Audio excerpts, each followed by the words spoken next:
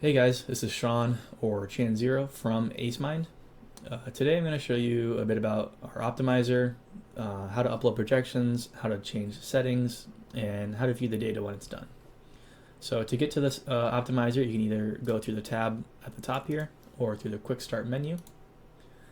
Select optimizer, select NFL, and I'm going to be optimizing for the DK Classic slate, the 4-game divisional round coming up. So I'm just going to give this a simple name. You can name it whatever you want, but for this one I'm just going to call it test. And what we're going to do is import our projections as step 1. So you can use whichever provider you want, or you can even use your own custom projections. But for the purposes of today's demonstration, I'm just going to use ETR. Good projections, recommend them if you need a projection provider. Just go ahead and hit download as a CSV, and then come back to AceMind and just drag and drop those in here. If you're on a site that provides multiple CSVs, you can upload multiple here. But all the data I need is in this one file, so I'm just going to upload that one file. Import that, and then it's going to match the headers from our CSV to our site's data. And it looks like it did that pretty well. Found all of our players.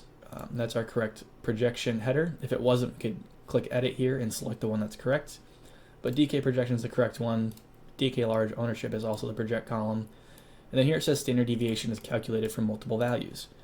ETR doesn't provide standard deviation, but what it's doing is looking at the ceiling projection and the average projection, and it's using that to determine a range of outcomes for the player.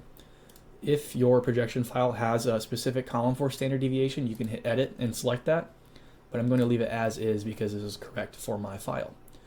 And next we can name this projection set. I'm going to leave it as the default name and import player data.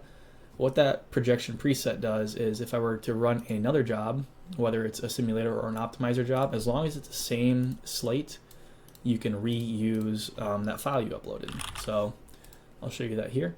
If I go through my draft group presets, you'll see that one there.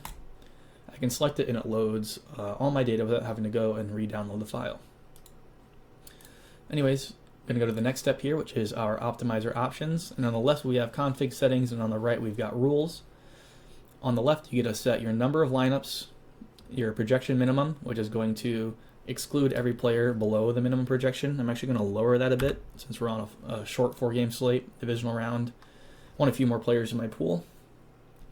Randomness here is full standard deviation randomness, meaning that at 100% randomness, you are getting the full range of outcomes for that player. If you wanted to run, purely optimal lineups, you can set that to 0, and it's going to go through and spit out the most optimal lineups you can. Or if you want to go somewhere in between, like 50, you'll get, a bit of randomness in there, but not as much as the full one. So I'll leave that at 100%, give us the full range of outcomes for our players. Minimum lineup salary, again, is pretty self-explanatory. It is the minimum amount of salary the optimizer is allowed to use to make a lineup.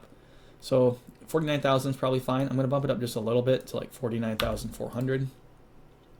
And then at the bottom here, we've got use double tight end. What that's going to do is in DK in your flex spot, it's going to determine whether or not you want to allow a tight end to be rostered there. So if you just want running backs and wide receivers in your flex spot, you can leave this unticked. I'm going to turn it on because there's a lot of good tight ends in the divisional round here, and I don't mind if I get more than one in a lineup. Now onto the right side where we've got our rules. Player rules are sort of like a group rule. You can say I want at least or at most of a certain number of players. So let's say we were high on the 49ers. I can say use at least 2 of McCaffrey, Purdy, Ayuk, Samuel, and Kittle. And that's going to make sure that in every lineup I make, it's going to have at least 2 of those players. Team rules and matchup rules work the same way, but with teams and, of course, matchups. So again, if I was high on the 49ers, I could set an at least rule for them to say use at least 1 or 2 or 3 players from that team.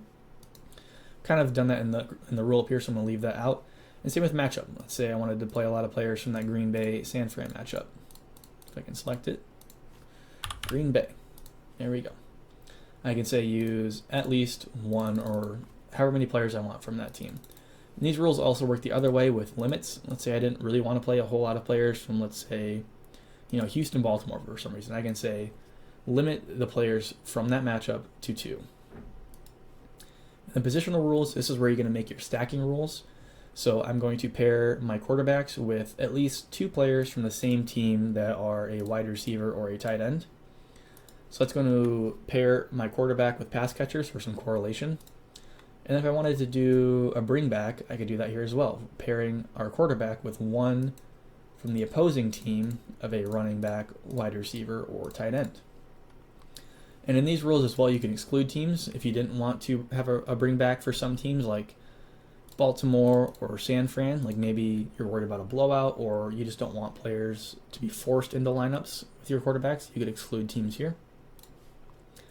And now that I've got all my options set up and my configuration settings set, what I can do is save these values as a preset, and I can name them, preset number 1 or whatever you want to do. And what that's going to allow you to do is the next time you come into an optimizer job, you can go to the drop down and select one of your presets, and it'll load your rules automatically without having to go through and remake them again. So now that we've got our settings set, the next thing to do is to go to the next page and simply run it. What this is going to do is in the background, it's going to generate your lineups. It's going to post updates on the left side here. And obviously the more lineups you make, the longer it's going to take, and the more rules you set on the optimizer, the longer it's going to take. I left it at 150 just so we could get through a quick run here and you can see what the output looks like. So that's fairly quick, about 20 seconds for 150 lineups. Now that the data is done, it's going to return back and you're going to see all of your lineups. So the optimized lineups view is basically what it says. It's all your lineups with all of the headers here. You can either copy this as a CSV and paste it into Sheets or Excel, or you can download it as a CSV and upload it as well. We have player exposure tabs, so you can see all of my 49ers here, McCaffrey, Kittle, Purdy, Ayuk, Samuel are high in my exposure list because of that rule I set of including at least 2 of them on my lineups. Team exposures as well, you can see we've got a good amount of San Francisco just because of the rules I set as well. And then stack exposures as well. You can see that for, let's look at San Fran. I have 1, so 0.67% or 1 of my 150 lineups is a San Fran QB plus 3 stack. We sort by exposure here. You can see that there's a lot of San Fran plus 2s and all that sort of thing. So what we're going to do here is just download these. Or actually, let's just copy them. It'll be easier. And I'll just paste them into here so you can see what we're working with. We'll do data, split text to columns, and you can see the output here. We'll sort them by projection, and let's just say you wanted to play